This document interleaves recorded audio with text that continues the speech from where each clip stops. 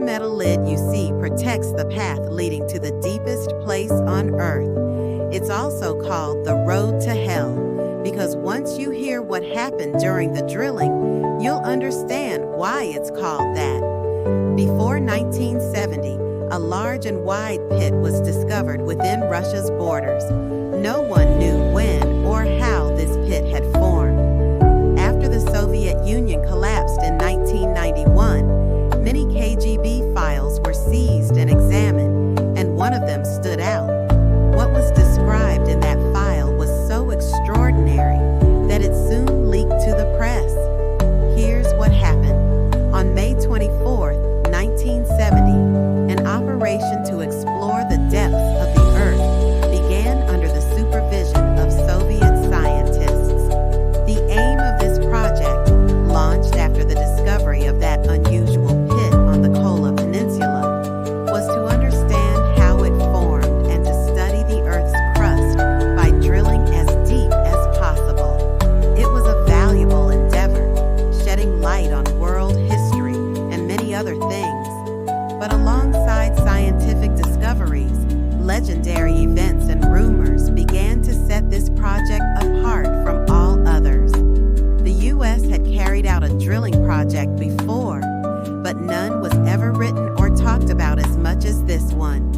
More than 3,000 shift workers participated in the operation, along with a majority of scientists and businessmen who closely followed the drill.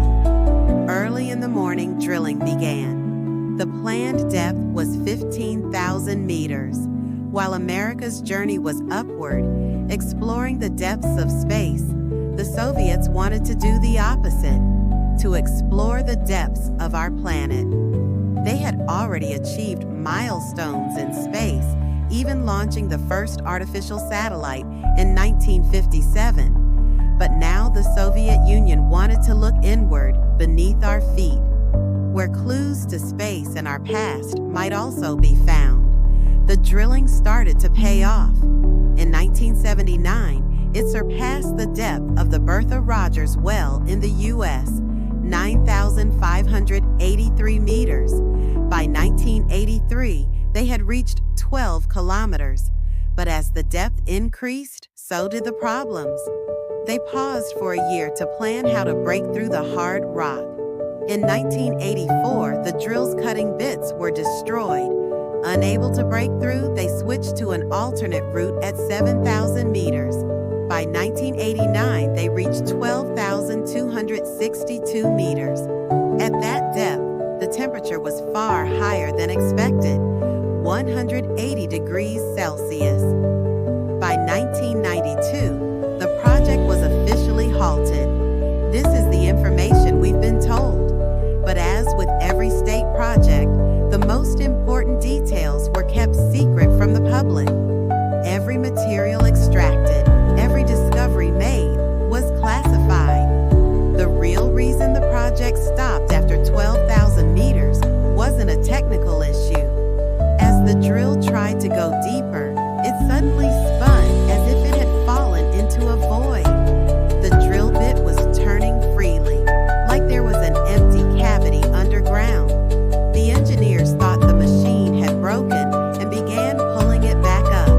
When they examined the drill, part of the bit had melted in an unbelievable way. Hot air was rising from the 12-kilometer depth, accompanied by strange noises. When they measured the temperature, they couldn't believe their eyes. 1,200 degrees Celsius. This was far beyond their estimates. Even magma's temperature is around 2,000 degrees Celsius, but 1,200 degrees Celsius at this depth was astonishing. One of the world's leading experts on the Earth's crust, Dr. Dmitry Azakov, explained that this might be why the drill had seemed to fall into a void. The scientists wanted to continue, but the engineers wanted to stop. The decision was made to go on.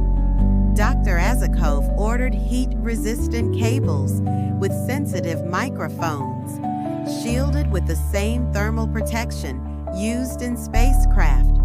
Although the equipment wouldn't last long, even a short recording could reveal what was happening down there. The cable and its microphone were lowered to 12,000 meters.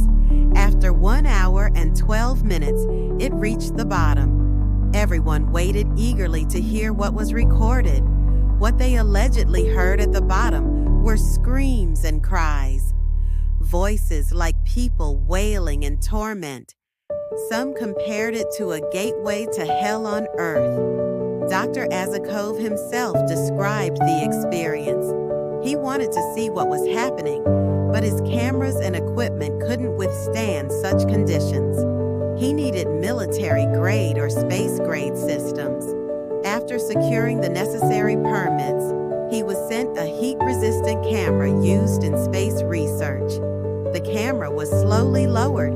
As it approached the depths, reflections appeared. Figures were reportedly seen, and the camera began malfunctioning.